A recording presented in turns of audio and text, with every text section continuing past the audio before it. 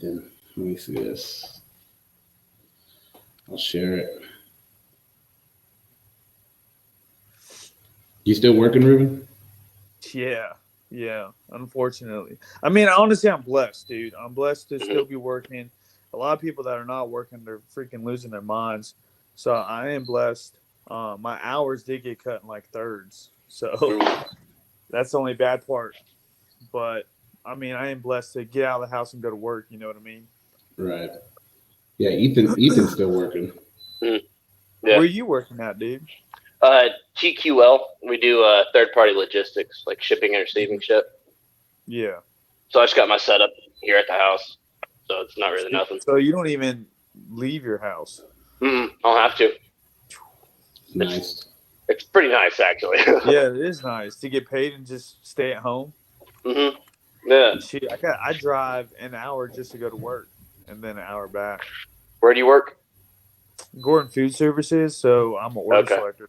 So we right now we're distributing to like hospitals, nursing homes, obviously schools because schools are still transporting food to their students. Like hmm like over here in Washington County, they're delivering it to our houses. Oh, nice. Okay. Yeah, so we still transport food to schools, and then we do nursing homes, jails, hospitals. Obviously, some restaurants that are doing to goes. hmm So All right, Okay. guys, we're gonna start the recording. That's All good. right. Keeping them busy. All right, everybody, welcome back to Open Mat Chat. This is episode 45. We have our homie Ruben Warr, pro fighter, pro grappler, pro dad. yeah, So how's that going, man? How are the kiddos? Do they know what's going on, or dude. are they still too young? Well, my son, he's still doing private therapy, so they have that app where they can do it like on the iPad. Right. So he's still doing private therapy 4 times a week. And then he's still involved with his preschool on the same app. So he's constantly staying busy when it comes to that stuff. And my Mm, daughter's just kind of tagging along. She's kind of like in the background, just doing whatever he's doing. Right. So they're doing good, man. They're doing good. They're being wild in the house. So I mean, there's not really many places we can go to. Hmm. Everything's closed off. So mm, there's actually a church in Bardstown that has like a playground area that's open. Right. So we've been going there like every day. So That's nice. not Okay. bad. It's lucky it's been nice outside, so we can just take the kiddos outside and Mm, yeah, yeah. So that's pretty much what we've been doing is since it's been nice outside, we go to that little playground area and they just play and hopefully get tired, but then they don't get tired. So yeah, good luck with that. yeah, Yeah, it's but it's tough with the kiddos, man. next year, man, next year I'm gonna put my son into wrestling and jiu-jitsu and hopefully he likes it. Um, I'm not gonna force him to do it, but I mean, if it keeps him occupied and he likes doing it, why not? mhm. But I'm thinking about putting him into car wrestling program Oh yeah, for Okay. Nice. yeah. So he's already like wanting to do stuff on his own. So I'm thinking maybe if I kind of get him to where other kids around his age will do it, he'll want to do it more, and then maybe his sister will want to do it. So that way I can keep him active. How old yeah, is he? He's 3, but 3. he'll be Okay. 4 next year. Yeah, so I think 4 is the minimum age requirement where he can join the wrestling program. Okay. yeah, I'm not sure. I'm pretty sure it's 4 though. yeah. They had 4-year-olds, a 4-year-old and 5-year-old bracket Yeah, in a yeah. lot of tournaments. Okay. Hopefully he has the wrestling pedigree for me, because I only wrestled like 2 years, Yeah, and then I went all the way to nationals. So hopefully he gets that wrestling pedigree from me and then does well too. yeah. It's different when they start young. So Mhm. Yeah. mm, Yeah. Hopefully well that then also too in jiu-jitsu, like kids are be more involved in jiu-jitsu too. So it's like having that wrestling background at a young age and then starting jiu-jitsu at a young age, so hopefully that will kind of help out as far as jiu-jitsu wise. You know what I mean? Yeah, I have a few kids from Carr that they come and train jiu-jitsu with us. How does Isaiah do? Oh, he loves it, man. He does good, man. He's a good wrestler. He just I've seen him. Didn't he do a wrestling tournament? Yeah. He took fifth at state. Yeah, that's right. Yeah. I remember that. He does good, man. How old is he? He's 11 now. He's been competing since he was 6. Damn. See, that's what I want. If I don't want to force it, right? But if he likes doing it, why not? You know what I mean? Like, yeah, he's been have fun. He's been around it since he was a baby, but at 6, he finally he asked to do a class. Like he said, "Can I do this class?" So I waited till then, and I was like, "All right, yeah." It just teaches them so much discipline. You know what I mean? Like, and it keeps them active. They're not bored of the house playing video games or staying on their freaking phone or iPads. Yeah. It keeps them active. So then that's what I want for my kids. Stay active, not want to be in the house all day. You know what I mean? Yeah. Oh yeah, he's dying right now because he's soccer season. He plays soccer all year round, and so far we've missed like 2 tournaments and 4 games. All his practices. Then he missed jiu-jitsu tournament, IBJJF, Chicago. So he's just been like, "Dad, let's play soccer. Dad, let's wrestle. Dad, let's grapple." And I'm like, "Bro, go play Fortnite, bro. Go play Fortnite. Go play Fortnite." Dude, it's like my son, he loves the iPad.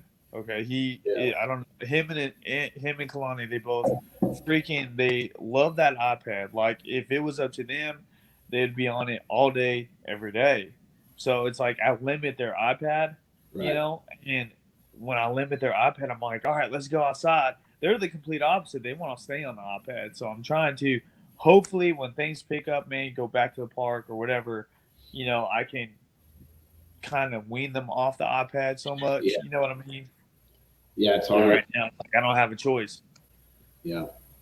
Yeah, that's and then you don't want to go to a park where there's a ton of families. It's like, yeah, you gotta stay away. Yeah. It's like even and then when you do see a family, and you just want your kids to play, they look at you like, "What are you doing? You better not bring your kids over here." You know what I mean? Right. Dude, come on, they're just kids. It's tough, man. Did you have any fights lined up or anything lined up that got canceled because of this? Well, so we were trying to let Sean Shelby know that we were going to step up short notice, 145, 155, 170. It didn't matter. Like I could have made all 3. So that was the plan, and to be like an alternate in case someone got sick, someone didn't miss weight. We were letting Sean Shelby know, like, hey, I'm ready to make weight. I can make weight at all 3 weight classes, whatever you want. So that, as far as that's what we were going to do. But we also were going to take a fight international, but everything's, we can't for probably summertime. So, and I was actually going to let Hard Rock know because I saw that they were trying to still fight, which is crazy because no gym's open, but they were still going to fight, I think, next month. Mm-hmm. Right, yeah. So I was going to let Higdon know, like, dude, if nobody wants to step up, or if you can't get someone to fight at a certain weight class, I'll step up and fight. 145, 155, 170, it don't matter. Yeah. Mm-hmm. You're just hungry for a fight? Yeah, man, I just want to scrap, This is how I am, dude. And I think not a lot of people are like that, but for me, it's just kind of who I am, It's just something that I love doing. You know what I mean? So weight classes don't bother me, So I've always fought. I fought 170 before multiple times, so it's not really like I'm not scared of doing it, Yeah. What are you walking at right now? Probably about 165. With abs. I work out almost every day. Yeah. Yeah. Been seeing you So- post on Instagram and Facebook all those crazy workouts you're doing. Yeah, dude. Yeah, I do same it here. every day. And I'm still getting my runs in. I'm running about 5-6 miles almost every other day. So I switch it up. 1 minute I'll focus long distance. The next minute I'm doing hill sprints, and then one day I'll do straight sprints, but I equal to about 3 miles. Okay. Yeah, bro. So- You gotta keep your shirt on, bro. Come on. Yeah. I make y'all dad bods look bad on. You gotta get a Yeah, real yeah. dad bod, bro. But dude, the crazy thing is, man, is I'm lean, but dude, I eat so much. You know Yeah. what I mean? Like, I can eat You- probably You eat good though? You don't eat like fast food and stuff? sometimes. Dude, I ain't gonna lie and say I don't eat fast food because sometimes I do. Like with work and kids and stuff, sometimes I ain't gonna lie, I get lazy Yeah. and I'll go to freaking Wendy's, dude, and I'll get me like 2 4-for-4s. Man, a baconator after a hard day hits a spot. Dude, You know. yeah, and you can't go wrong. You know what I mean? You get Mhm. so much food for $4, so it's like Yeah. you can't go wrong. What's You know, the but bacon? if you make it a large, it's only like 60 cents more. It's like, dude, it's Mhm. $5. You get everything. You know, so sometimes I do cheat. I ain't gonna lie. Or have pizza. I ain't gonna lie. Ethan, what's a baconator? Is that a burger? You've never had a it has, like, baconator? crap ton of bacon, dude. Oh. Yeah, dude. It's a big, Well- big fat burger too. It's huge. Dang. I'm about to try it. My weakness, dude. My weakness is Mexican food. That, like, you know, LA, bro. I've always been. My ex-wife was straight. Her family was from Mexico, so I always got authentic Mexican food. Right. And so Mexican food has always hit my heart. And we have this place in Danville, dude. It's fire Mexican food. And so every time I pass it, man, I'm like, oh, I shouldn't go, but then I always do. There you go. Yeah, my kids even eat it. Yeah. That's cool though, man, that you can manage to just stay in that great a shape and have some cheat meals every once in a while. I feel like you have to, man. I feel like if you're just so focused on trying to eat clean every single day, I feel like it just gets so boring after a while. You know what I mean? It's like you got to feel like a human being and eat like a normal human being. You know what I mean? Yeah, yeah. So I feel like I'm not the only one that does that too. I feel like a lot of these professional, actual like athletes who can consume high calorie count, I'm sure they eat fast food or eat pizza once in a blue moon. You know what I mean? You take any But- supplements? Honestly, I don't. I'll take like pre-workout or BCAAs, but I don't really take anything. Honestly, I've never really done supplements just because they're so expensive. Yeah. How about vitamins? Yeah, I mean, I have my daily vitamins, of course. Yeah. Like the main thing I really do focus on is my aminos, obviously to help replenish my body. But I do take daily vitamins because I don't like to get sick either. Yeah. So I have vitamins. I take a lot of vitamin C count. Then I also take that emergency stuff that you get like at Kroger. Right. I Put it in take the that drink twice mix. a day. Yeah, I take that twice a day. I don't like to get sick at all. Yeah. Yeah, loading up on vitamin C and vitamin D is a good idea, Yeah. especially right now. Do you know anybody affected by the coronavirus? I actually don't. I don't. I mean that I know of. I don't. I know people that do know of Yeah. some people, but I don't. Not personally. No. What about y'all? Ethan's brother-in-law. Yeah. Oh, How old is he? 20? 20. Hey, Danielle. How old is Wyatt? 20. Yeah. It put him down. how's he handling all that? He's better now. He's just sick, you know? Not like he's going to die, but like a really bad cold. Yeah. Yeah. He was young and fit. Like he's done Taekwondo since he was little. Yeah.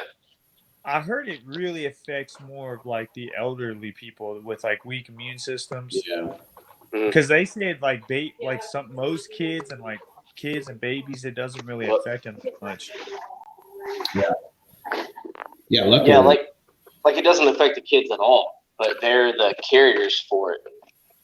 So if you get a little kid that carries it and goes to the grandparents definitely get it, Pass it on. Yeah. This is crazy how, like, I feel like it's just a snap of a finger and then boom, like the world's on a crisis. You know what I mean? I don't know. I feel like just within a short amount of time, people lost their jobs. You know what I mean? Like with the blink of an eye, people were losing their jobs. People, are freaking out. People nonstop, not like New York, for example. Within a short amount of time, they were already contacting nurses to go up there. Yeah, I saw that. Yeah, shit did go down super quick in New York. I tried to get my baby mama to go. I was like, I'll keep the kids. Go ahead and go, because dude, they get like $30,000 in 3 weeks. Yeah, it was big pay. They're giving they get a crazy amount of money, and they stay there for 3 weeks. But when they have to be quarantined after for, I think it was 2 weeks straight. So I said 30 G's, go now, and hook a homie up. Go, I will keep the kids. Right. I already keep them a long period of time as it is, but dang, go ahead and go. Yeah, I know a few nurses from Kentucky headed out that way. Yeah, one of my friends is actually there. Her name's Sydney Colbert. She's over there right now as we speak. She's been posting videos and all kinds of stuff. Yeah, it's like people will stand outside and have signs for like nurses and doctors and everything, just appreciation signs and stuff. It's crazy. Yeah, one of our Georgetown churches goes up to the hospital, and there's a few cars that go up there, and they just pray for the doctors and nursing staff and everybody up there. Cool. If you think about it, dude, how many people have the coronavirus there, and you're literally in the same building for such a long time. Yeah, so the nurse, he's in the stroke unit at UK. Yeah, he's all... And the coronavirus is supposed to be long term too. Like it's supposed to affect you long term. Yeah. Yeah, it like does something to your lungs, like damages them pretty bad. Takes a long time for them to recover. Yeah, it's like if you get pneumonia, right? Like you get scar tissue in your lungs. And, sounds bad, man. Yeah, I'm thankful nobody personally has died. Or Wyatt's probably, Danielle's brother's probably the only one that I know close enough that has it or had it. He's doing better now, right? Did y'all have fighters? Because y'all had some fighters that had fights lined up, actually, right? Yeah, dude. All of our fighters had fights lined up, right? Really? Damien, Alex, and Trent, they all had, and Will, they all had fights lined up. Who was Trent going to fight? Was it Hard Rock or was it a whole different state? No, it was Empire. Empire, yeah. Empire. Is that like the new one? Yeah. Over in Pikeville. Yeah. Okay. And Alejandra, she was gonna fight in Tennessee. Yeah, I remember seeing that. Yeah. Yeah. So those got canceled. Me and Ethan and Sandro and a few other people, we were going to compete at IBJF Detroit. That got canceled. So we were all getting ready, man. That blows my mind. Like, obviously, if you're a very high superior grappler like Gordon Ryan and stuff, obviously they're doing just fine. But what about the people that are just coming up and that do only jiu-jitsu and have to do these like professional grappling matches to get paid? Like, I wonder how they're making it out. You know what I mean? Yeah, it's tough, man. It's tough. And, like a lot of our local gyms, our overheads aren't as expensive as these gyms in San Diego, New York. Yeah. So if they have to cancel, I can't believe, even if they get one of those loans for 10 grand or Yeah. that's not covered nothing for them. 1 month of rent, Not Dude, even it's like rent. you're talking 3 G's, maybe even more than that. Oh no Yeah. way. New York, you're looking at $8,000 to $12,000 for rent. A month. I wouldn't doubt it, especially if it's like Manhattan. Yeah, I mean that's where Unity All is. the big ones are. Like what? That's where's Marcelo Garcia's gym? That's Out in there. New York, right? Oh, Pretty yeah. sure that's in Manhattan. Yeah, it's crazy, man. You know, I hate seeing it, but I wonder how many gyms here in Kentucky that are actually having a hard time. You know? yeah, I'm probably sure a lot of people helped out this month, and maybe they'll help out in May. But after that, man, it's gonna be tough. Shoot, you got to think about all the people that don't have jobs. Yeah. You know what I mean? Yeah. That are not working and that are pretty much living off of unemployment. So, paying a gym membership fee would be the last thing on their mind. You know what I mean? Yeah. Yeah, I mean, I lost a lot of my kiddos, my smaller ones. Yeah. Their parents, they're suffering and stuff. The ones that are suffering and stuff, I understand. But that's why I charge Ethan and a few other people double. I charge them double. make up for it. Ethan, you got to pay Yeah. double, dude. Yeah, I gotta help out somehow. Hey, I feel it though. You got to do what you got to do. Yeah. And Toyota just laid off, what was it, like 8,000 or 9,000 employees? They laid off all the temps. Yeah. That's 1/3 of the population of Georgetown. So all of Georgetown's out of work now. That's crazy. Yeah. It is 4 man. weeks. All this stuff that's going on, man, it's so crazy. And I don't like getting caught up in politics and too many conspiracy theories. I don't, Adam, you love conspiracy theories. I was about to say, dude. I do. Hey, I like trolling. I like trolling people with conspiracy theories, and then I like some people that are into the conspiracy theories. But the politics side, I don't like getting caught up in it, and that's like in the news, and I feel like I have to pay attention to that stuff right now, which sucks because most of my feed is usually all MMA, jiu-jitsu related. Yeah. All the time. And I mean, it still is. Like, I love seeing everybody's workouts from home. I like seeing their videos, what they're doing. But then everybody's posting. I've posted, about it. Everyone's going to post about it. Yeah. But I don't know, man. I hope June everything's back to normal. Or at least they have something that'll help you fight it by then. Nope. I don't see it. It's getting worse. It's just getting worse, I think, because there's more testing. And then you got fucking idiots that have coronavirus is walking in Walmart. You know what I mean? They're being told to stay at home. Right. And then you got fucking morons going to Walmart with no mask or nothing. And it's like, and then they're posting about it. Right. You know what I mean? Like they're like making fun of the fact that they have it, and then they're in a public area to affect other people. Yeah. If you have the flu, you're not going to go to Walmart, Right. Like, why the fuck would you do it when you have this disease that we have no clue what it is? Yeah, and, exactly. Still. It's like, it's almost stupid. like one person's doing it, so then like a bunch of other people have to do it just because that one idiot did it. You know what I mean? Yeah.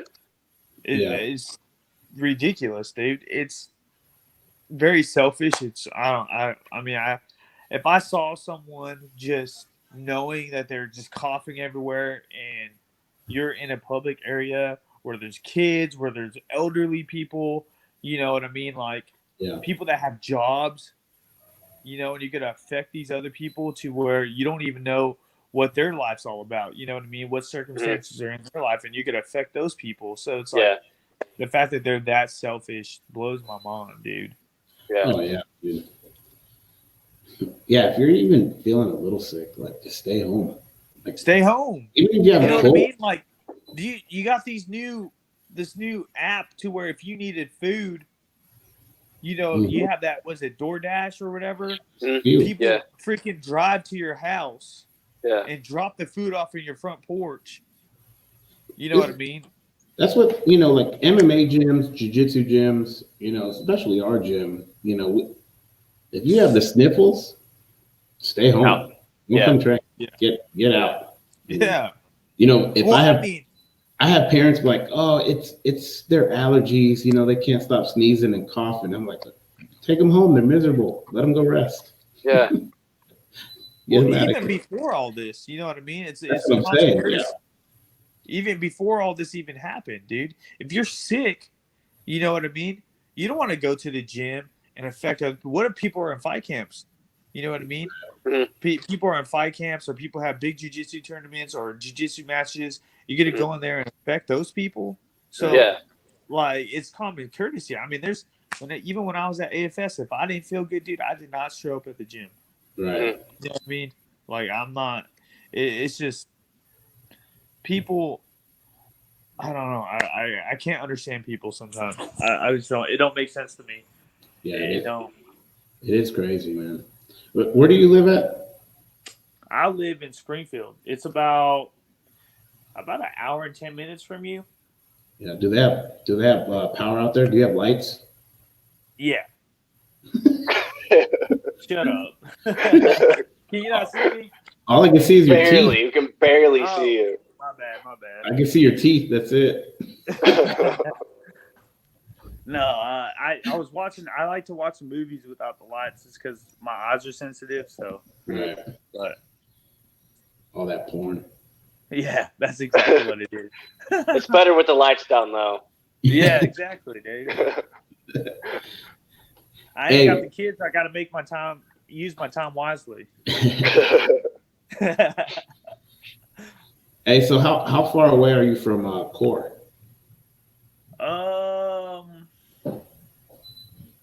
Probably about the same from y'all. About an hour and 10 minutes. So there's nothing close to you, huh? That's the only bad thing. But I mean, I was gonna stay in Bardstown. For the sake of my kids, but rent is so hard to come by over there. Yeah. Like, it's almost impossible to find. So I was actually training a client who owns these properties, and they gave me such a good deal that I couldn't pass up. Right. You know, so I ended up moving out here, and then I didn't really realize how far it is from everything. Like 30 minutes to freaking Walmart, 30 minutes to Kroger. Oh wow. Yeah, I don't think I've ever been that way.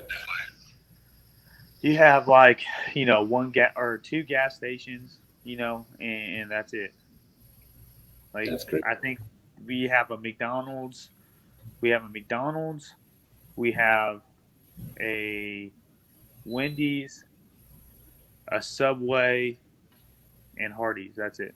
And then we have a IGA, which is like a grocery store, but you're paying like 3 times the price Oh wow. for anything. Yeah, it's ridiculous. I think yesterday I bought 4 things from there. I spent over $20. That's crazy, man. Yeah. You're out on the sticks, man. So You're about halfway between Bardstown and Danville. Yeah, exactly. Okay. yeah. Ethan, did you just look that up? Yeah. Okay. I got my iPad right here. Okay, I was like, dang, bro. You good. Yeah, so that's a sacrifice right there, man. Just to go train. Dude, imagine. And then, so how it is I work all night. I work night shift. Then I come home. Then I take my son to school. My daughter's not in school yet, so I take my son to school. 3 hours later, I got to pick him back up. Then I get to sleep for about an hour or two. Then I have to go and train at Core, and then before that, drop my kids off at the sitters, go train at core, take a shower, rush to work, and then do it all over again. Man, that's crazy. Man. Yeah, Tough. That life, bro. yeah. I What tell brought you to people Kentucky? all the time, dude. I'm like, man, y'all have it so easy right now. Y'all have no idea. We all live within 5-10 minutes of it too. I thought moving to the other side of town from the gym was going to be awful, man. I'm 10 minutes away. But honestly, though, I have always drove far to go train since I moved here. Right. I mean, when I was training at AFS, you're talking I remember that. 100 miles one way. That is Shit. And I was doing it five times a week. 200 miles per day.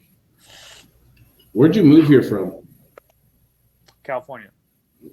Southern? Yeah. I was living in LA. I was actually living in Redondo Beach. Okay. My rent, I was paying $1,000 a month just to rent a room out. Yeah. A room? Just to rent a room. Dang. Yeah, dude.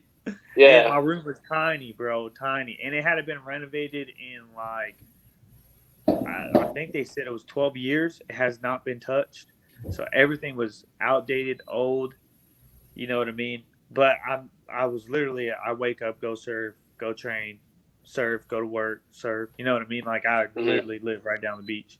Yeah. So it was super expensive, but I mean, there's a lot of perks to it, you know? Were you fighting out there? Yeah. I was, I was fighting in California. Then I fought in Iowa too. Honestly, I was just fighting, bro. Like, kind of like how I said before, it didn't matter what weight class I fight, whatever, you know, Right. 145, 155, 170. I just wanted to fight. You know, it's kind of, I didn't take it serious just because I didn't care. I just wanted to fight, you know.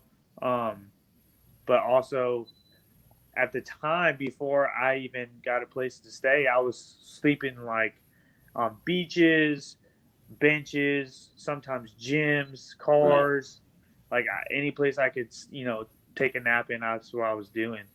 And I'd have friends used to take me to work, come pick me up, let me crash in their car.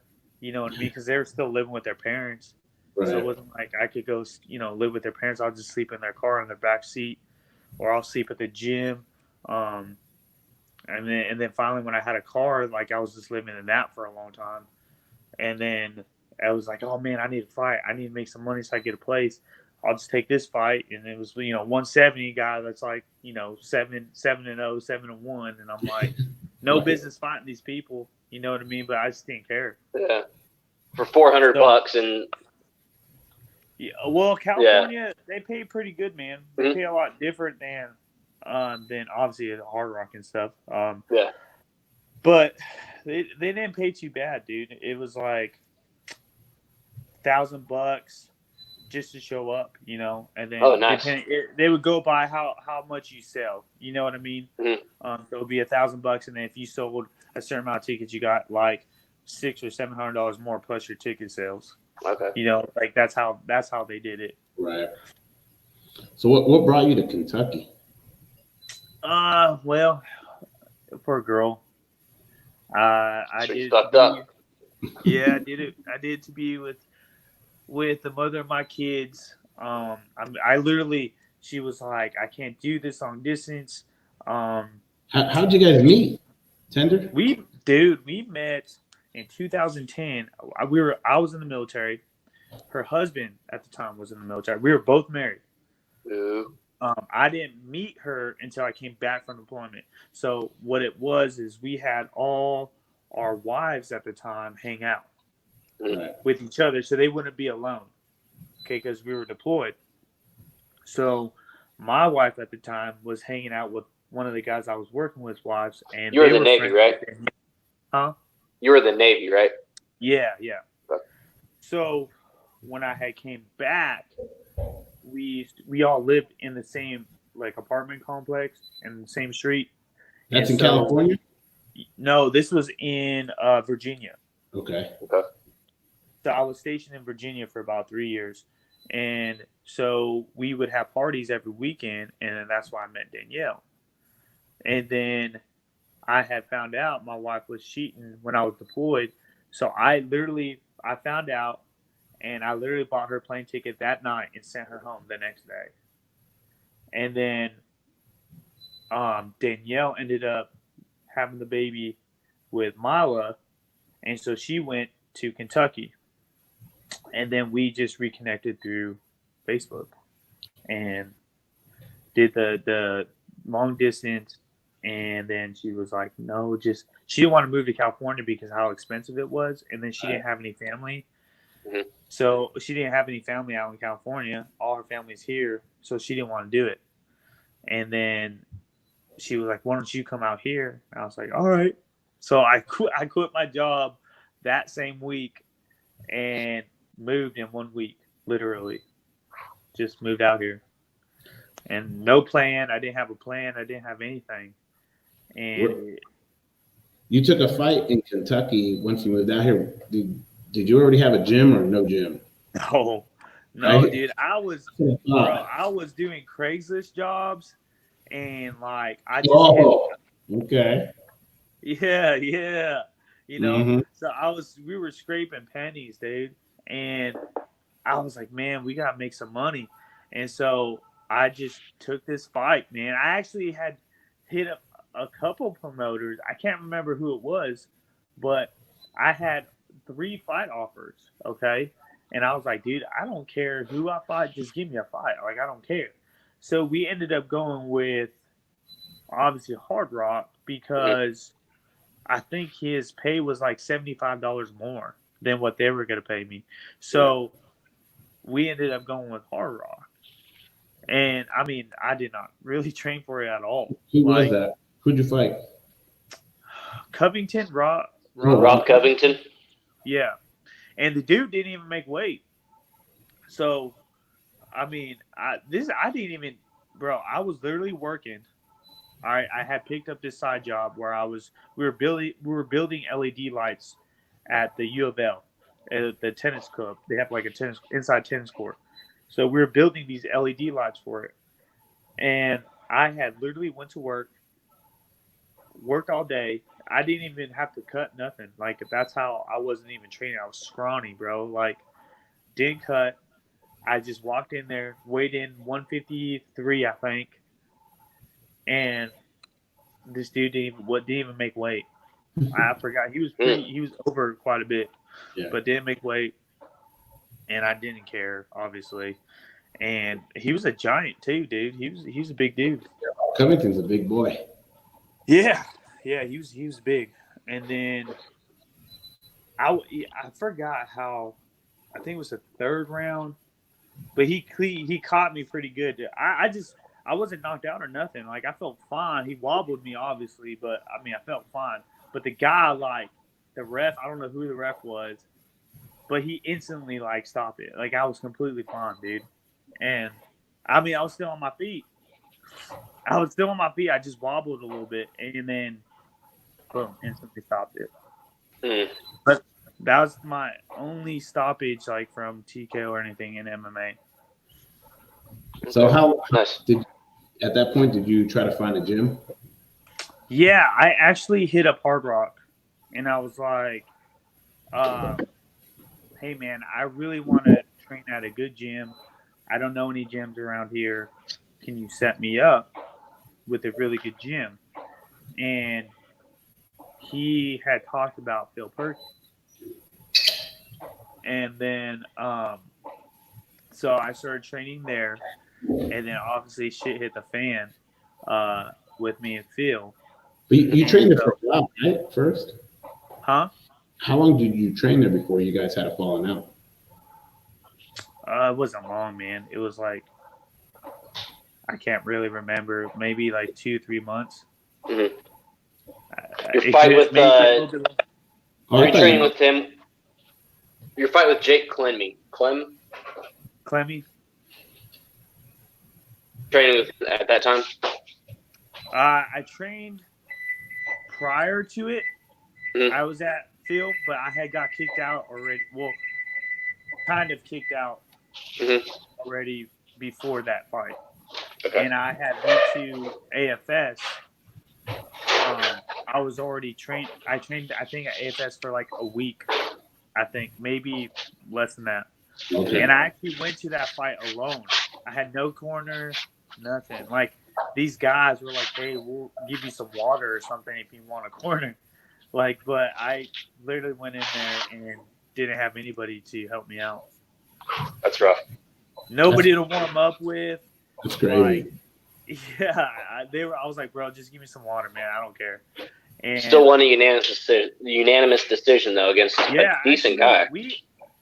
We actually almost fought at weigh-ins, dude. He was a cocky little bastard, man. He was like, he like got on my face. He put his forehead on my forehead, and I was like, dude, fuck this. Like, I don't know who you think you are, but so we almost got in a fight at weigh-ins, and then I think that's what kind of set the tone for me going into that fight. And I was like a major underdog, huge underdog, because he was like 11-4 at the time, and he was training at what is it? Pat Militich's gym, the Militich Fighting System. MFS, yeah. Yeah. So he was training there. And so I was like I went to his hometown. I was a huge underdog, huge. I mean, people were booing me as I was walking out. And, I mean, I just toyed with him, really. It really wasn't that hard of a fight.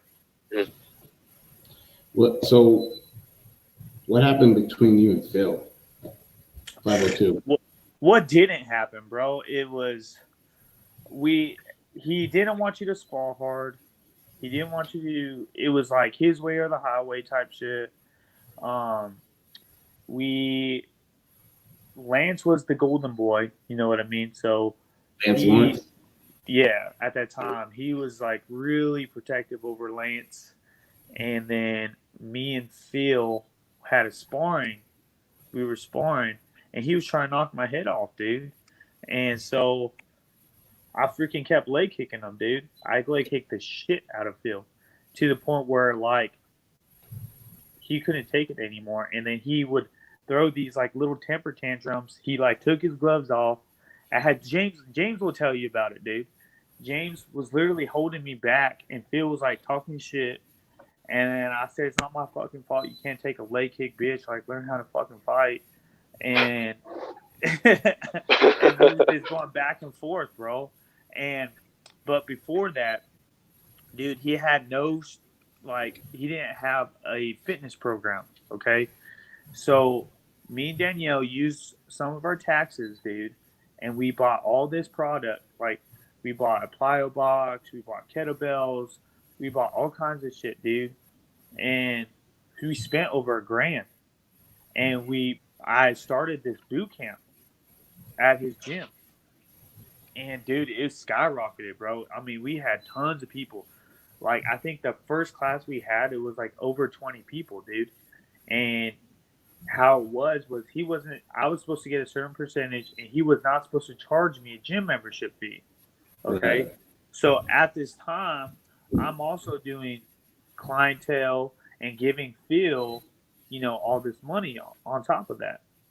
So he was not supposed to charge me a gym membership fee. It's only fair. You know what I mean? You're making money off of me. Don't charge me a gym fee. You know what I mean? Right. So the motherfucker charged me a gym fee. And so I was like, bro, we already had this discussion. Like, I'm doing all this work for you. I'm doing boot camps at 6 a.m. for you. You're at home sleeping. You're making money off of me. Like, we already had this mutual agreement that you weren't going to charge me. I need that money back. Like, I had just found out I was having a son. Like money was tight for us. You know what I mean? And then he put us in the negatives, actually. That's why I came out to him, reach out to him. He had put us in the negatives, and I told him about it. He was like, yeah, I'm going to pay you back. Never pay me back. So then when we sparred, like, once he was trying to knock my head off, I said, all right, motherfucker, I got you. Like, so I started blasting him, dude. and he didn't like it. He took his gloves off, threw a fit. I said, "Fuck you!" Like, learn how to check a fucking kick, bitch. Like, nah. And then James was literally holding me back. He's not. It's not worth it, man. It's not worth it. And Phil was like, "Get the fuck out of my gym." I said, "Fuck this gym." So I took all my shit and left. Hit up Hard Rock. I said, "Man, give me a good fucking gym. Fuck 502." And he sent me to. I actually looked up some top fighters in Kentucky and saw Adam Fritz. And then that's when I hit up Adam Fritz, and then Adam Fritz invited me to go to his gym, and then that's when I went. And then Phil was being a drama queen and calling the gym every week and trying to get me to not train there and blah blah blah. It's stupid shit, bro. You know how it is. Yeah. Y'all ain't best friends, bro. Come on. Adam loves Phil, man. They talk every day. I heard y'all are BFFs now, right? Y'all be drinking beer together and stuff. Yeah, I mean we are. You know, I'm usually. Actually, it's funny that you mentioned Phil, dude. It's funny that you mentioned Phil because this was, man, it had to be over a month ago. When was that fight where Nathan Mans knocked out so and so? I forgot. Kellen Van Camp. Yeah, like February. Okay, so that day, me and Savannah went to Baxter's. Well, the person that works at Baxter's was Trey Wills, but he wasn't working. He was with Phil Perkins and his little posse or whatever. And me, Savannah, Bryant Haynes, Danny Harris, we were already there. Okay, so they had showed up to Baxter's. We had already been there for like an hour. Right. Okay, so they show up. All right, and Trey's looking at me, and he starts like mouthing off, right? And I wasn't paying attention, dude, because we were just minding our own business. And then he's like going crazy, dude, like causing a huge scene. And I'm looking at him like, bro, what is up with this kid, dude? And Phil is just having this smirk on his face. So Trey is like, I'm gonna fuck you up. You're a fucking bitch. Blah blah blah. Fuck you. I'm gonna fuck you up. And I mean, no one's holding you back, dude. You know what I mean? So I have my hands behind my back, and I'm like laughing at this kid. Like, dude, you're in a bar, bro. Like, you're in a public area. You're acting like you're 16, okay? And like, we didn't say anything to y'all. You know, we were minding our own business. You know what I mean? And you know, this was mine and Savannah's at the time. This was the first night we had even gone out in forever because we always have our kids. So, like, I wasn't going to ruin my night over this little punk. You know what I mean? So I just laughed at him. And Phil Perkins is smirking. So I don't know if you've seen it, Adam, but I had made a post about it. And then I guess Trey had made a post. And then Phil wrote to me and was like, you need to stop spreading lies about my gym. And I said, what lies am I spreading, dude? I think I still have it, actually. I said, what lies am I spreading, dude? I said, y'all teaching self-defense to women, but y'all disrespect women. You have fighters that beat women. You alone have victimized women on Facebook just because they won't go out on a date with you. So who's lying? You know what I mean? Like, this guy acted like a moron. He's a replica of your gym. Okay, he's a representation of your gym, and you're letting this guy act like a hoodlum. But yet y'all want to teach self-defense classes to kids. You know what I mean? You're contradicting yourself. So who's bullshitting? You know what I mean? And he was like, no, he kept like saying the same thing. Well, I figured I would talk to you like a man. But you know, obviously you're not one. I said, talk to me like a man. Let's talk about facts, Phil. We did not do anything. We were minding our own business. You had one of your fighters try to act like he's a hard ass and cause a scene for no reason. Okay, no one was talking to him. None of my people were talking to him. I wasn't talking to him. Cause a scene for no reason, and you let it happen. You sat there and smiled. You just let it happen. So where's the professionalism? You know what I mean? So who's the bigger person here? Y'all want to act like what do you call it? Y'all want to bully people, right? Because that's considered bullying. You want to try to bully people, but when it comes to a public post, you want to get butthurt about it because you don't want people to know the actual facts, you know. And then Trey, literally a couple weeks after that, dude, comes to my gym, core, right? Calls the gym. Is Ruben and Brian not coming to training because I want to come train? Okay, and this is Boxing Day. Okay, it's on Friday. He comes to our gym, making sure that me and Brian are not there. Comes to our gym, spars one of our high schoolers, gets knocked out. Is that the video where he gets knocked out? Okay. You seen that, Adam? No, I haven't seen nothing. Yeah, you did. So, you know what? I'm not gonna be a dick.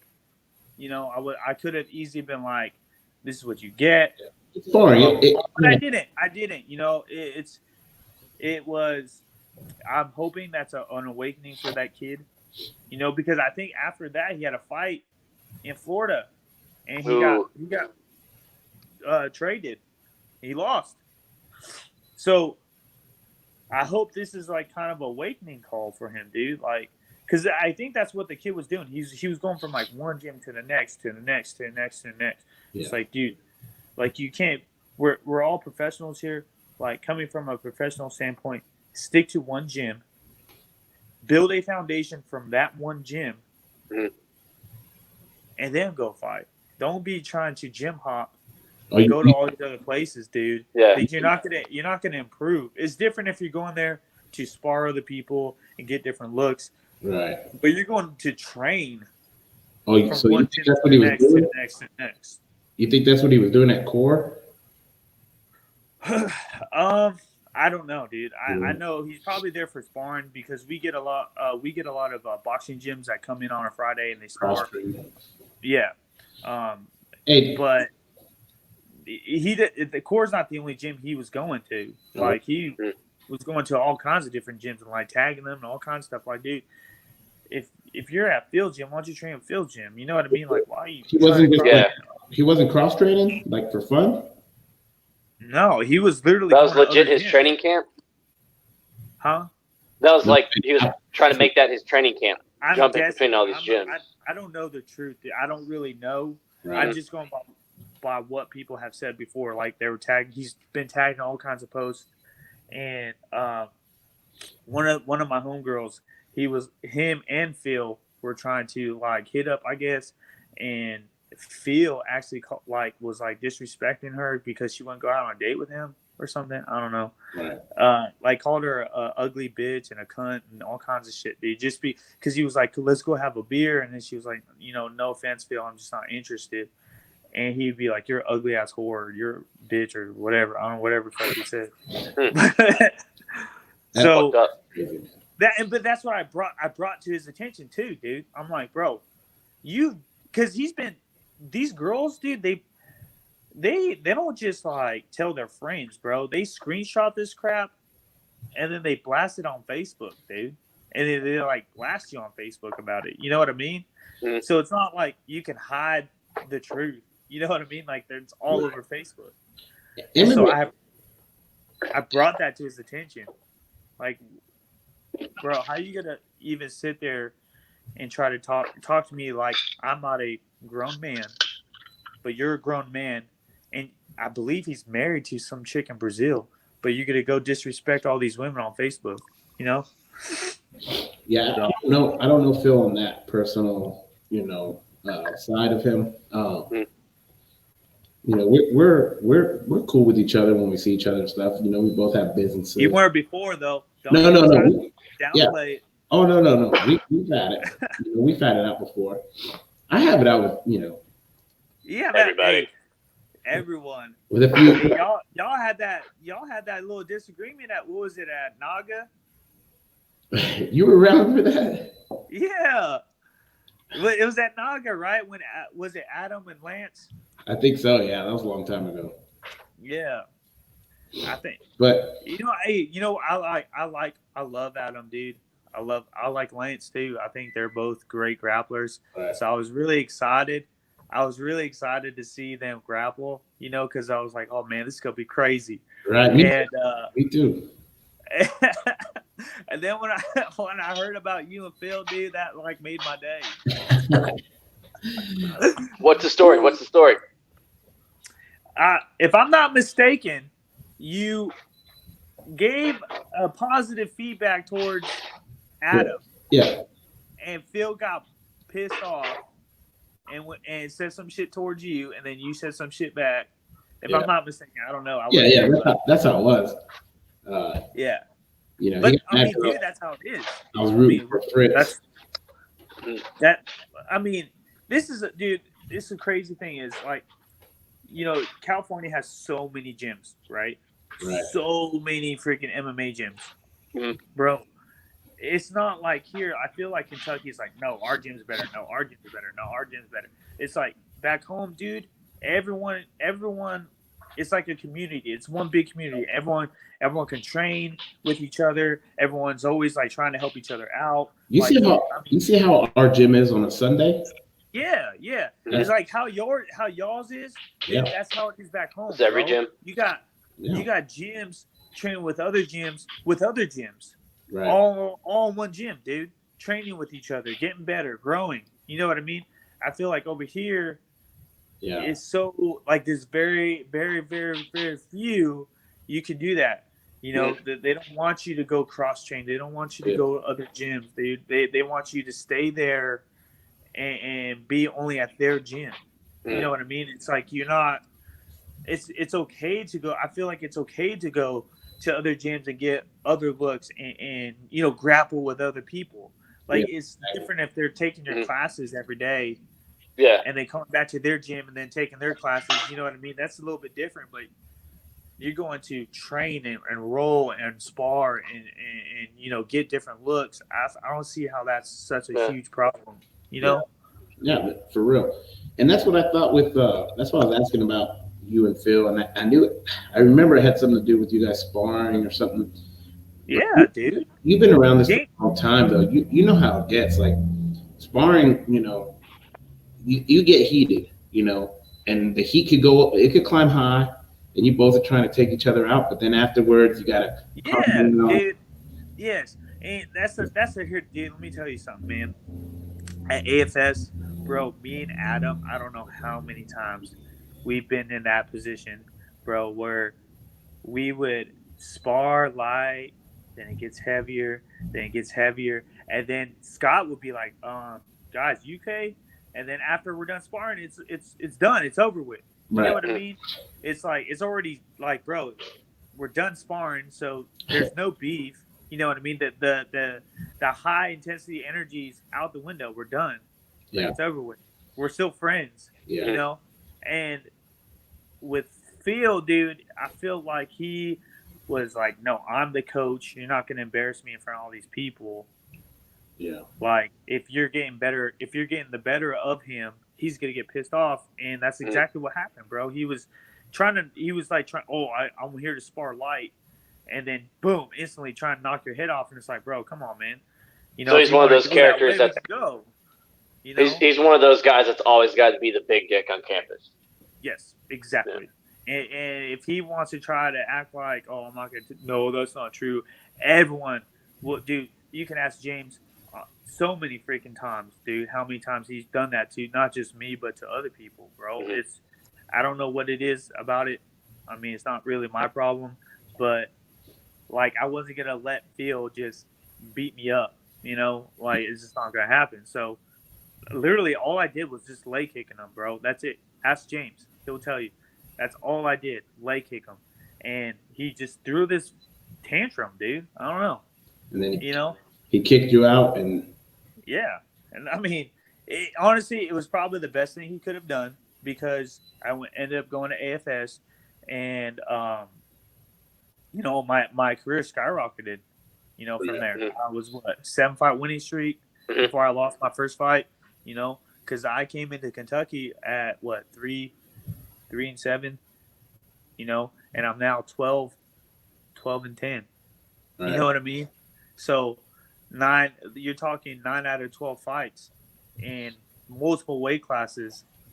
You know what I mean? So it's like my career skyrocketed. And I remember Phil laughing at me because of my record. And it's like, bro, you don't know my life, dude. You don't know why it was that way. And obviously I'm trying to make it better. And I will tell you this, I've never taken an easy fight.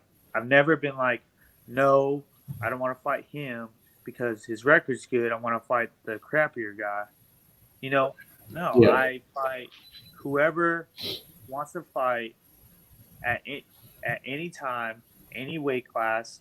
Let's go. I'll sign it. And that was one thing that Scott didn't really have a problem with it, but he kind of was like, dude, we got to play it safe. But I was just like, no, man, I'm just ready to fight. I'm ready to go. Let's do it. Let's do it. Because fighters, that's how fighters are, bro. Yeah. Sometimes you got to be the almost all the time you have to be the smart one in the relationship. Yeah, and I feel like that's what I was trying to do, but I was just like, no, man, I'm just trying. I'm fighting, bro. I'm fighting. I don't care. I just want to fight, And dude, I mean, it was like I fought. I think in 2 months I had already had like 3 or 4 fights, That guy you fought when we went out to Pennsylvania? Yeah. Was that your toughest fight?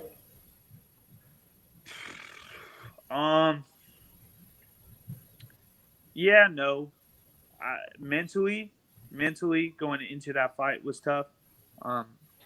With just so much drama built up between my personal life with the mother of my kids. So mentally, for sure, I didn't stick to the game plan. Was that the Scott Heckman fight? No. This was because Alex fought on the same card. Yeah, I forgot his name, man. He was actually really good. He was good, man. I underestimated his striking for sure. I thought that if I could make it into a dogfight, he would back down, but he didn't want to do the dogfight. He kind of like made me chase him around and then just picked his shots real wisely. And then that made me frustrated because I'm like, bro, come on, let's fight. Like, I'm just trying to make this a freaking brawl. And he just, just picked me. And then, I mean, I've never bled so much in my life. And I think he dropped me. I'm pretty sure he did. I don't remember. I remember it was a tough fight, man. Yeah, it was tough. I took him down. I took him down a couple times, and I thought I had a knee bar. I thought I had the knee bar tight, but I had so much blood dripping from my nose that was going. He literally slipped out of my knee bar, dude. And I got back up and I just stalked him. Like, that's literally all I did. It was like me stalking him, trying to be like Terminator, right? And then he's just like the El Matador and the bull, Pretty much that's how the fight was, bro. And but I think it was just more of the mental, just going into that fight. Before that, man, I had a lot of stuff going on, and I would say the same with Ken Beverly. I had a lot of, and Scott and Gina knew what was going on, and they weren't okay with this fight. But like I said, I didn't care. You were stubborn.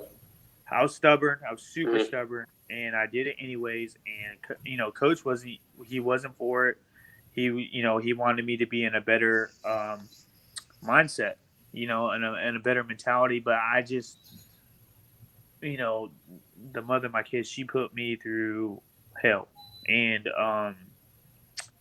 it really put me into a bad depression state, to where the only escape I had was MMA fighting. Like, that was my escape. So when I fought that kid in Pennsylvania, my goal was to try to knock him out.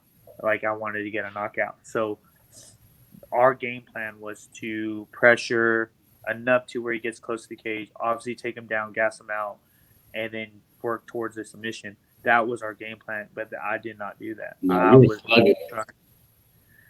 was literally trying to headhunt the whole time. And it was the complete opposite of what coach wanted me to do. And I mean, it worked for the other kid, you know. Right.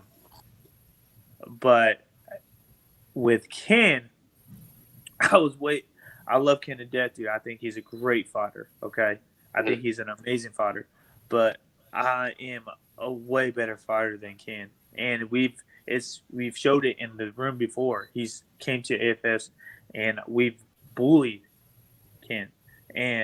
But not taking it away because he beat me. He beat me. Yeah. But I was not mentally there, you know.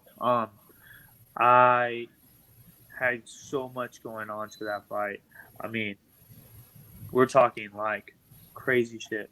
And I ignored my coach. I ignored the advice that they were giving me. And I just went in there. And the first round, I think I pretty much did whatever I wanted with Ken. Second round was close. But then I just gassed out, you know. And I had a really hard time making weight that fight. Really, really hard time. I think I passed out twice making it, trying to make it. So I had a really hard time making 45s that fight. And I think that's why we decided to go up a weight. Well, I did. I decided to go up a weight because it was just that was the hardest cut I've ever had, and it affected me. And so the last fight, I was in a lot of better mindset. Was Ken the last fight you had with AFS, or was Sean the last fight you had with AFS? Ken. Okay.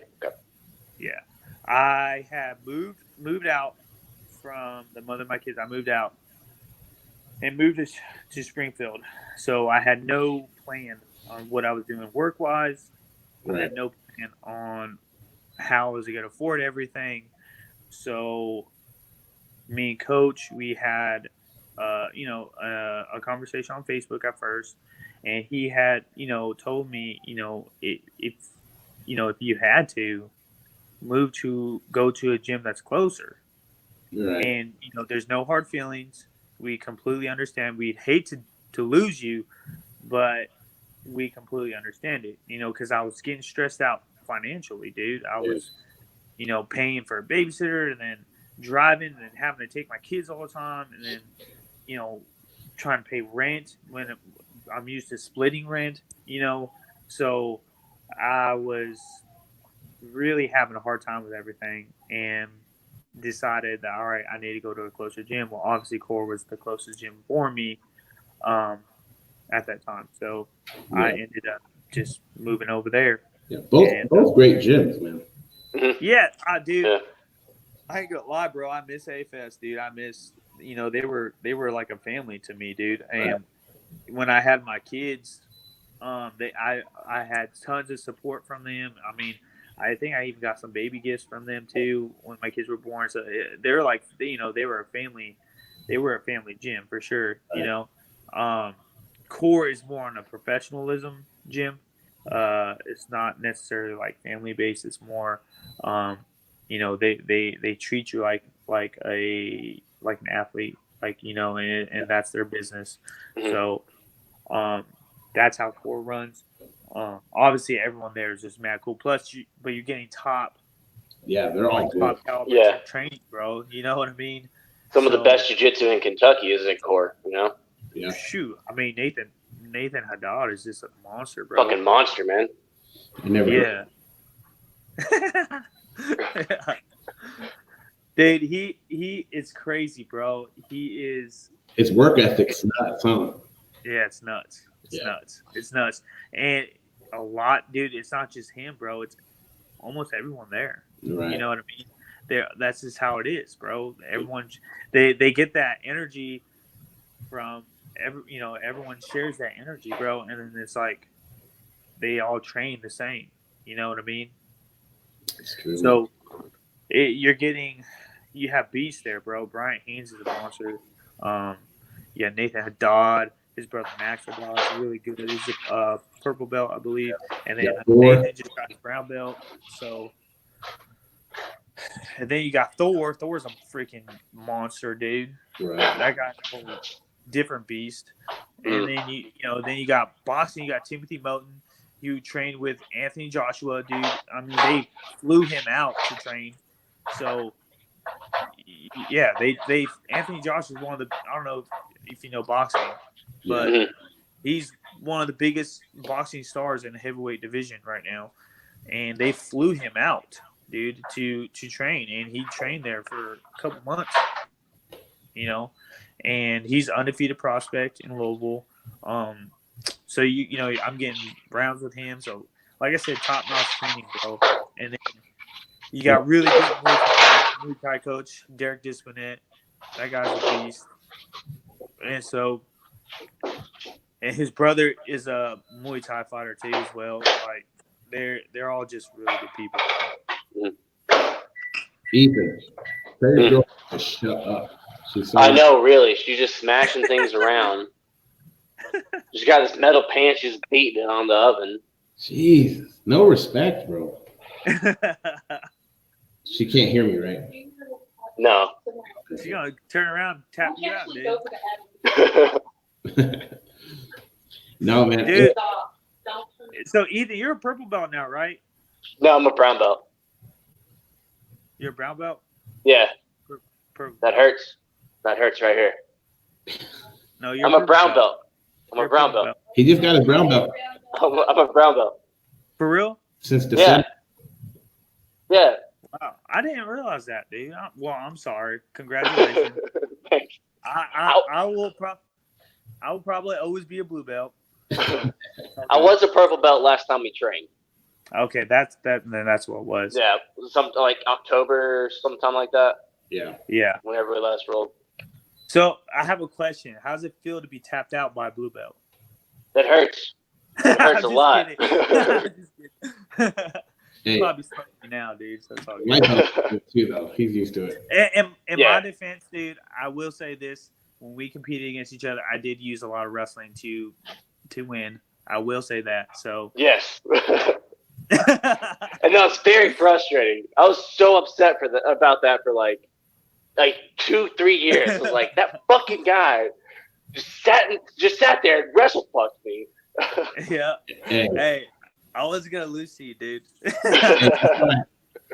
that's why Ethan sent Couch after you, bro. All right. Ethan was like, dude, you have to get this guy. Yeah. He's a wrestler.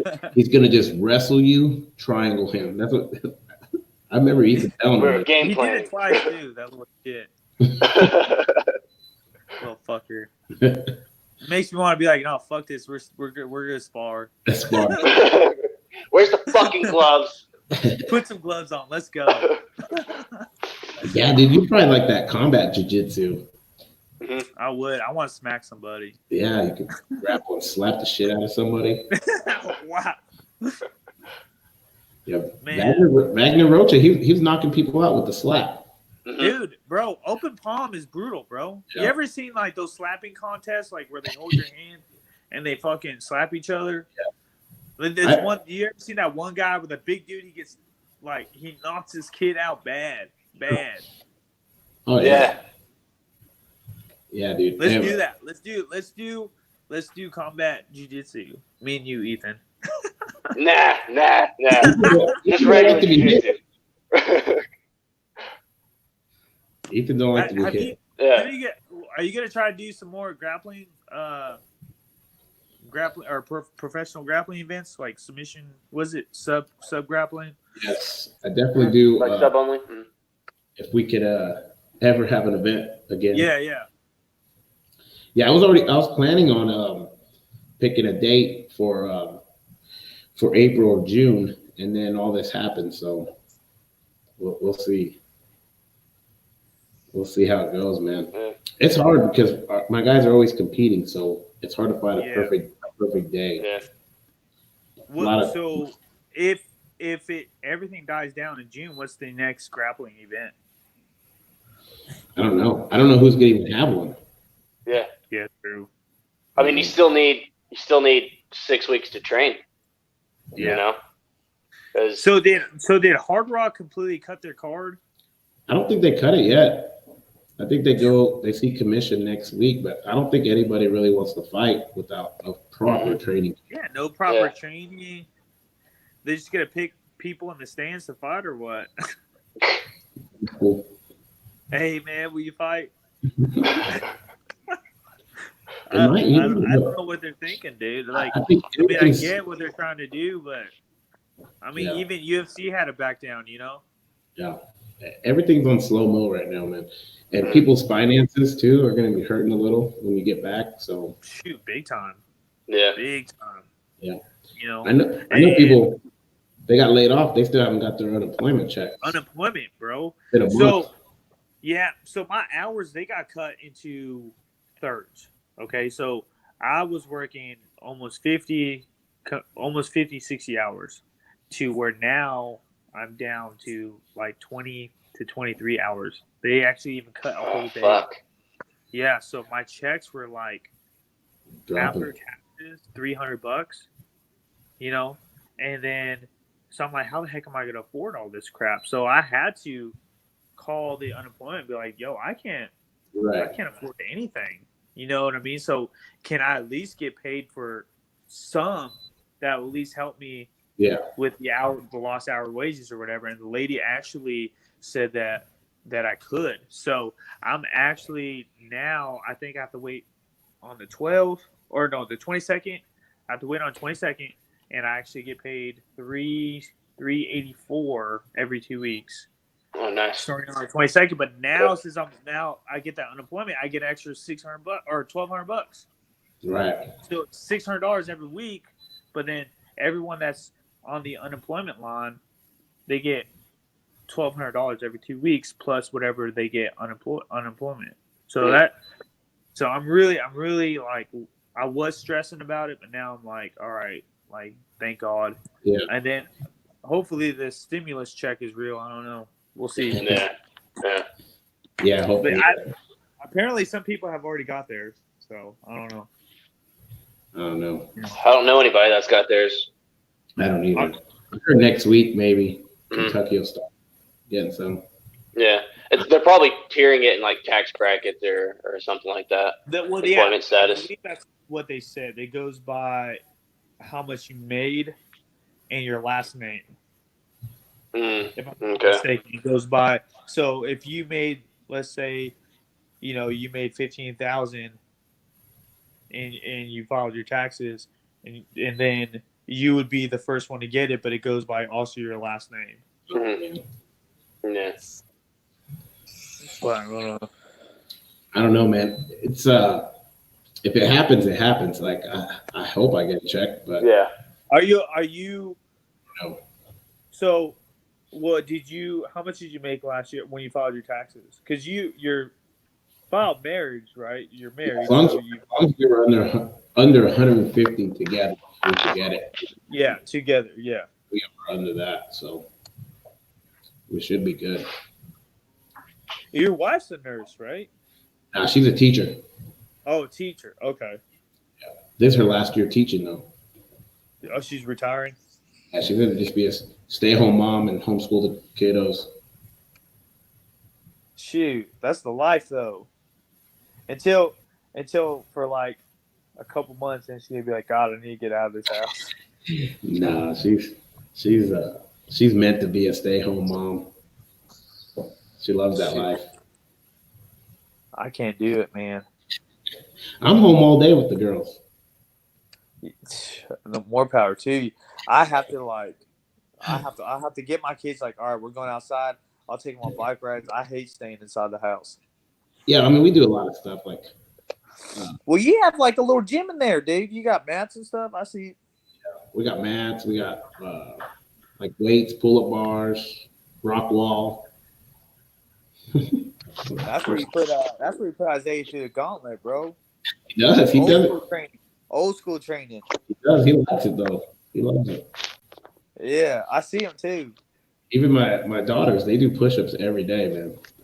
Bro, You should be like old school. So our coach, we used to have to do 100 pull-ups after every wrestling practice. 100 Shit. every practice, no matter how sore you were. Okay, so before practice it was sprints, and then you finish with a mile, and then after practice it was 100 pull-ups, and then at the end of practice you had to drill 3 moves 100 times. Dang. That's how it was. Shit.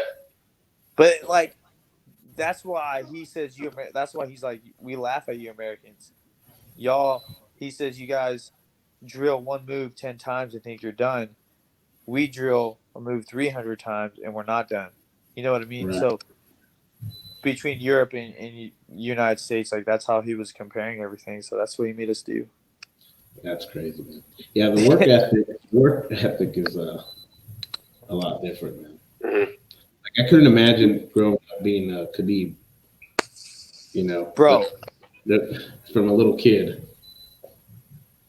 And people just don't understand, dude. They're such on this Conor hype train, which, granted, Conor has done what he's done for the sport, and I respect that. But when people like compare Conor to guys like Khabib, John Jones, and like these crazy athletes, like especially guys like Khabib is a whole different animal, dude. Like, people don't realize how good this guy is and how long he's been doing it. You know what I mean? Yeah. It's crazy, bro. Like, the kid was wrestling bears as a kid, wrestling bears. You know what I mean? Yeah. Like, what kind of training is like? Yeah. Well, we don't do that here. You know what I mean? Conor has the hype. He's just as popular as them, but for the wrong reasons. But yeah. Conor, I get it. Like, Conor built his hype. You get what I'm saying? Yeah. He's smart. So I get. But he's also a good fighter, though. Also, very good fighter. But not to the point where people can be like, "Oh, Conor will pretty much be like." People, I've seen this post on Instagram, dude.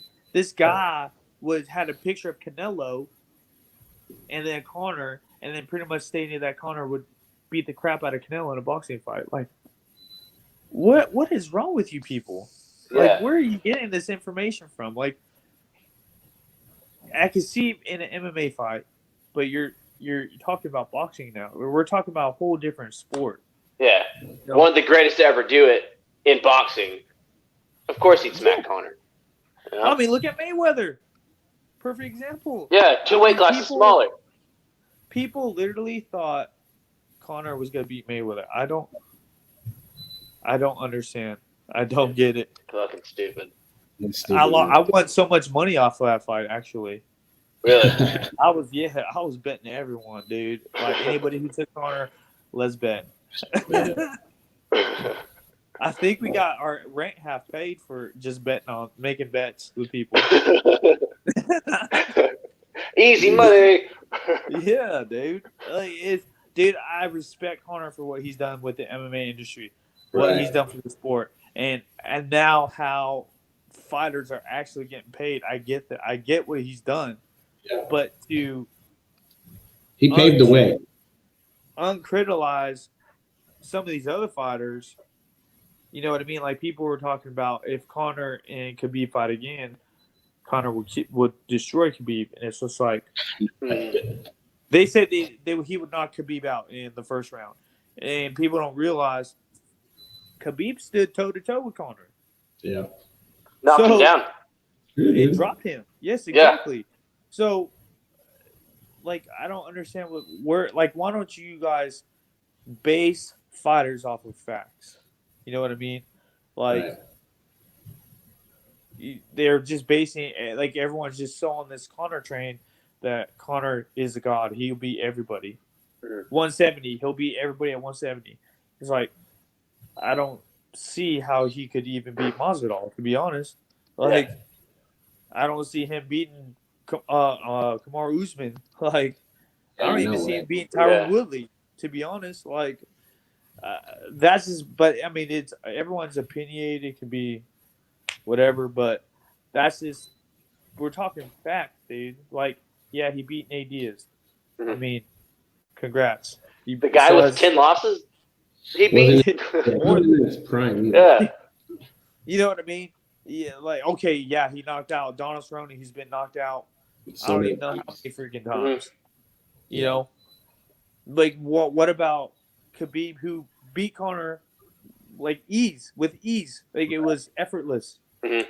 You know, what about that? Why aren't people getting Khabib respect? People are trashing Khabib for staying in Russia with this whole craziness going on, knowing that there's no way that the UFC was gonna be able to even have an event. Dude, everything was closed. Everything shut down for a reason. Mm-hmm. The whole world is on a shutdown for a reason. Even Dana had his back, so I was happy with that. Yeah. Yeah. But like people were literally, there was a post how Khabib was scared of Tony. I saw a couple of those. Yeah. Stupid. I get it, and I know Tony. Like I like Tony. I know Tony. We used to train at Rain together, and I love Tony. But I mean, but you say someone that has the credentials as Khabib is scared of another fighter. Yeah, it's ridiculous. 28-0, and is only backed out because of injury. Yeah, never lost a round. Never lost a round. Always had tough fucking fights. His debut? Dustin Poirier. That bad motherfucker. Knocked him. Rocked him. Had him in that tight ass choke. And people don't give him people don't give Poirier the credit. Just some other guy. Well, Poirier's a different fighter, I believe. I believe Poirier at what like how I said how I decided to go up in weight class. I believe the weight cut to 145 was affecting his performance to where when he was at 155, he became a whole different fighter. Yeah. And so I do believe that if Poirier and Conor fought again, I believe it'd be a different story. Yeah. I don't think Conor would be able to do the things he did with Poirier at 145. Yeah. I'm not taking Conor's skill away. I think Conor's one of the best fighters out of the UFC to ever come into the MMA industry. I do believe he's one of the best strikers in the UFC. Yeah, he could still knock Poirier out. You can't take that away from him. He could do that. He could. If he goes past the second round.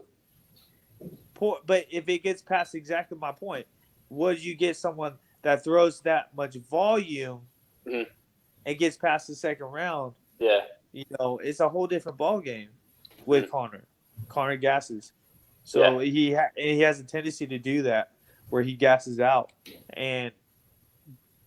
But I mean, I love Poirier. But look what Khabib did to Poirier. Like nothing. Yeah. It was effortless. Did you hear where he was like pinned up against the fence right next to his corner, and they were like shrimp. And Poirier turns and looks at him. He's like, I can't fucking get him off me. What am I supposed to do? I mean, like it was You're talking a world-class Sambo world champion. And I don't think people realize not only a world-class Sambo world champion, but a world-class freestyle Greco world champion. Like, you're talking a world-class athlete, dude, that's in multiple sports, multiple martial arts. Like, they say he even beats up Daniel Cormier. You know what I mean? Like, Daniel Cormier is one of the GOATs of heavyweights and light heavyweight division. And this guy who's a lightweight has never lost a round against Daniel Cormier.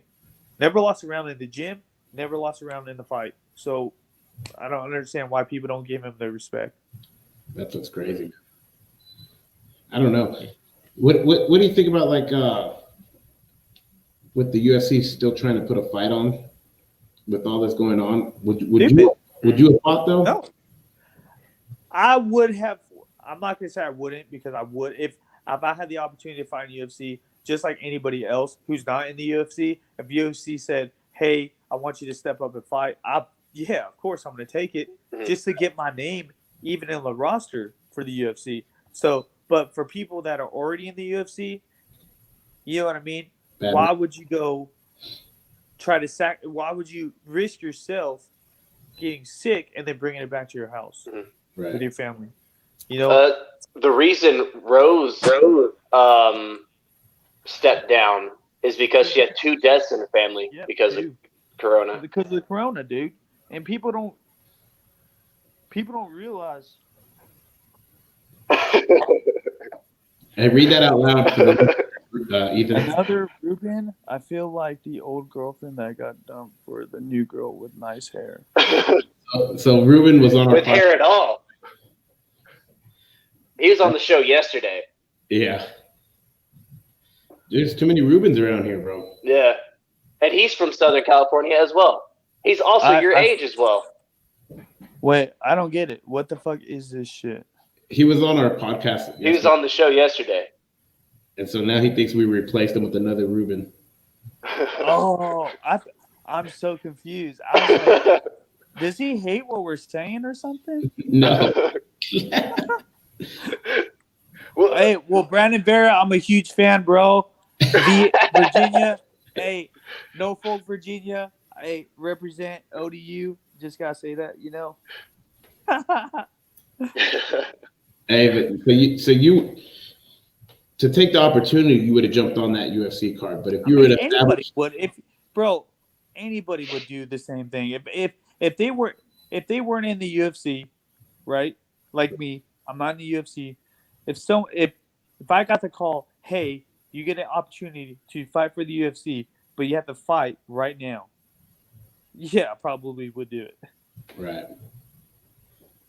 I'm pretty sure everybody would, bro. Just to even have that satisfaction of, hey, I fought for the UFC.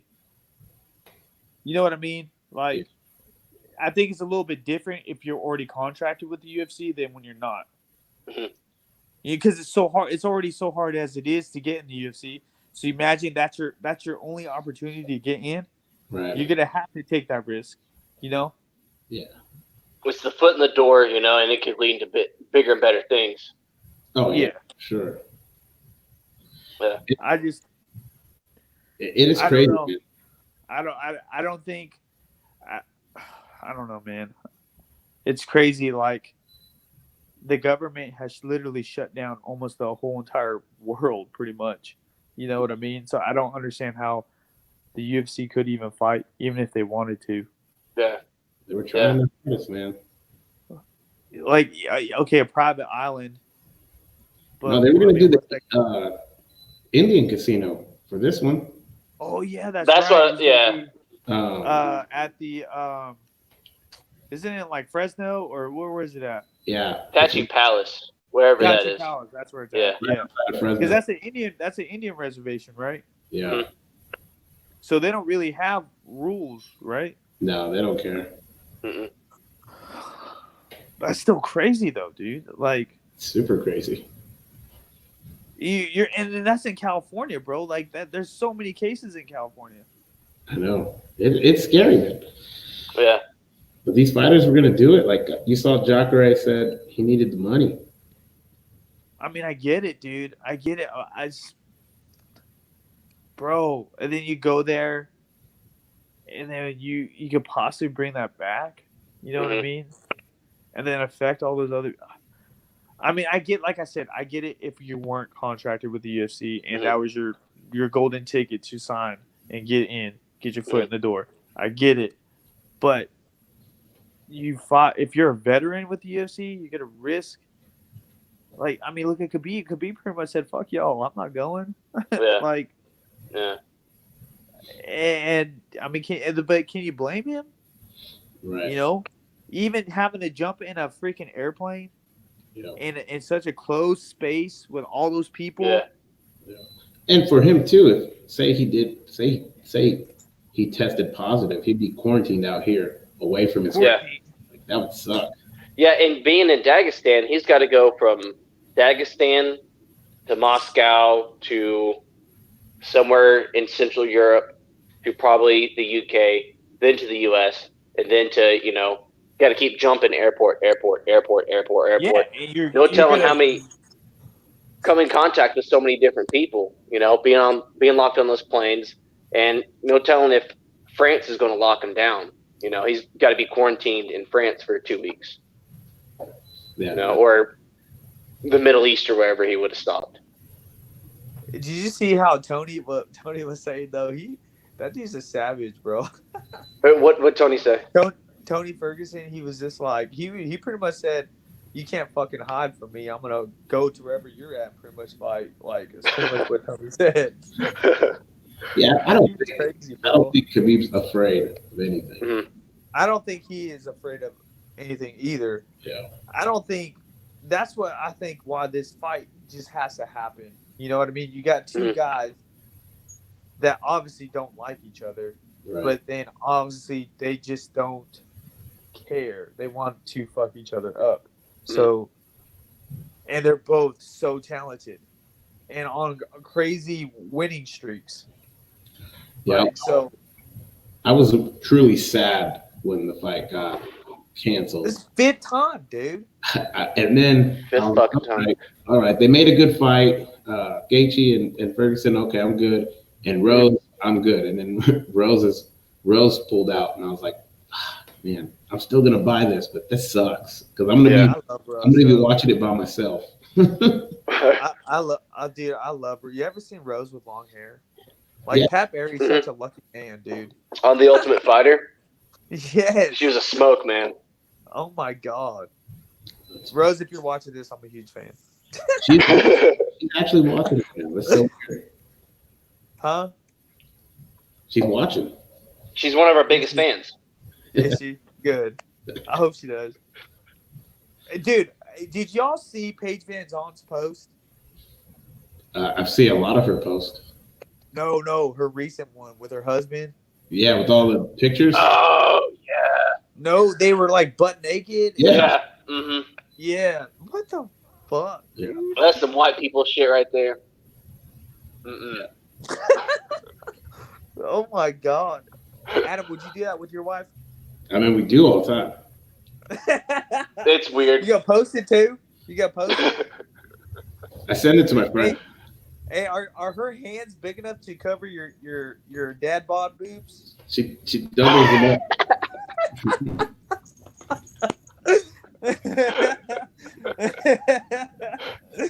Small piece. I don't have enough hands, Adam.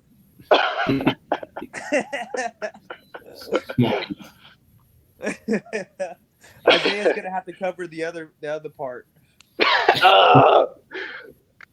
Traumatizing. Put a paper over it. Her whole body. That's crazy. That I can't believe they posted that, dude. Mm-hmm. I mean, they're not showing nothing bad. Yeah, but like, dude, you're that bored. Like, you gotta, you know what I mean? I don't know. Bro, what photographer is coming to their house and taking pictures? Yeah, who took that picture? Unless they took a video and then screenshot it or something. They probably put the timer on their camera. It's probably good. Yeah. But I mean, your timer is only 10 seconds, so I mean, you gotta have to be pretty quick to get that done, don't you think? I guess. Yeah. I'm sure it took a lot of pictures. Take one, take two. They got that right. Hey, so when things go back to normal, so you think UFC will be able to still have that card, or you think it'll be stacked even more? I think they could have a better card, honestly. Mm-hmm. I do believe that. I think what they would try to do is possibly get Khabib and Tony, Justin Gaethje and Conor in one card. I like that. Yeah. I think here's the problem though. McGregor has to be main event in his eyes. I don't know. I don't know. I mean, maybe in his eyes, he has to. But yeah, and Endeavor would bend over backwards, to accommodate him. But Khabib will not fight under.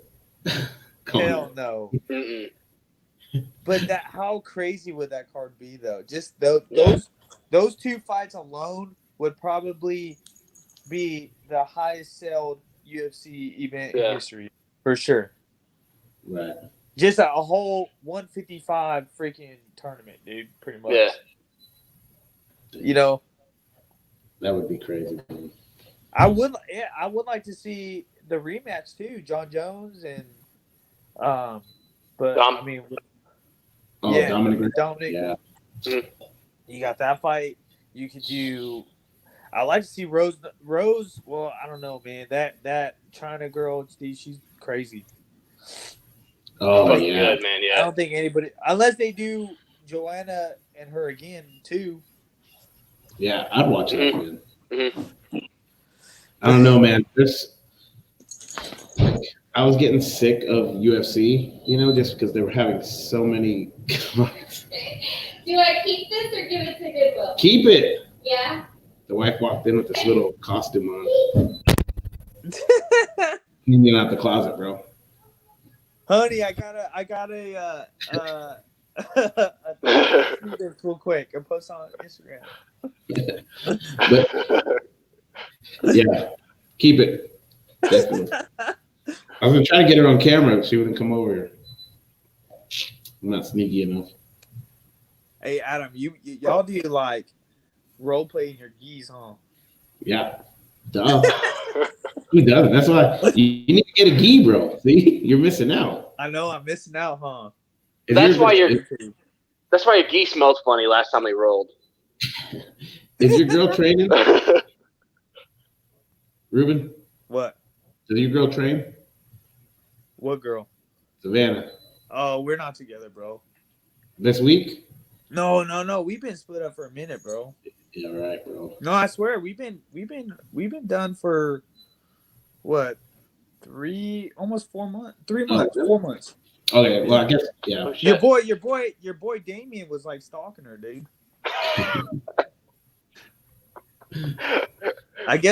Hey, I don't know. I don't know the whole story, bro. All I know is she called me and was like cussing me out because Damien was like stalking her or something. And I was like, look, I don't know what's going on. All you single people, man. Hey, it's you need weird, to find bro. a girl that trains jiu-jitsu with a gi on, so you'll start doing gi.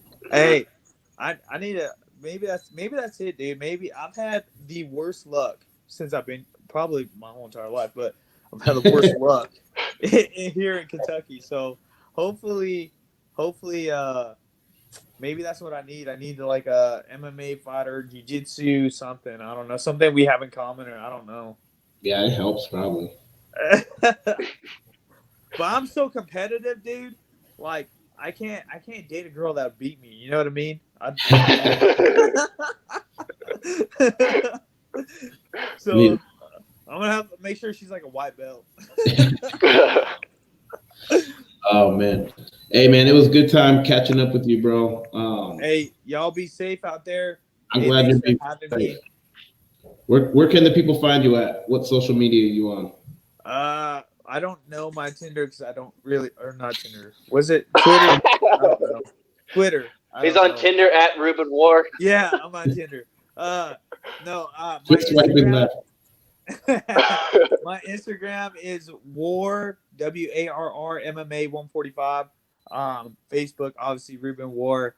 I don't use Twitter, so I mean, those are the only two I have. Oh, Snapchat, Dad Life 145. Ethan Goss, you're where?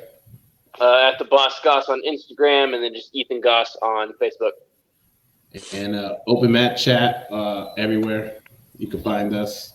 No, man, I appreciate you being on. It was good catching up with you. I can't wait till this is all over and yeah, man. Come out and train with y'all for sure. For sure, man. Definitely. All right, fellas. You guys have a good night. Y'all. Enjoy your Saturday. Peace. Peace. Bye.